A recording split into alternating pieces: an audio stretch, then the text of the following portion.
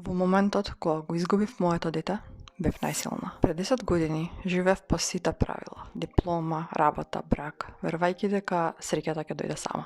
Но наместо тоа се чувствував празно и изгубено во живот што не го избрав. Се роди Јоана, прекрасно девојче со посебни потреби. Додека таа донесе светлина, јас тонев се подлабоко во тага, вина и немоќ. Се преселивме во Германија поради нејзиното лекување, но мене никој не можеше да ми помогне. Години бев заглавена, се додека не го открив личниот развој. Тогаш сфатив, не можам да ги сменам околностите, но можам да се сменам себе си. Почнав да градам навики, самодоверба и сила за повторно да бидам своја. Јоана почина во 2020 година. Ми остави мисија да ги разбудам жените што заборавиле на себе си. Така настана Јоанина мисија.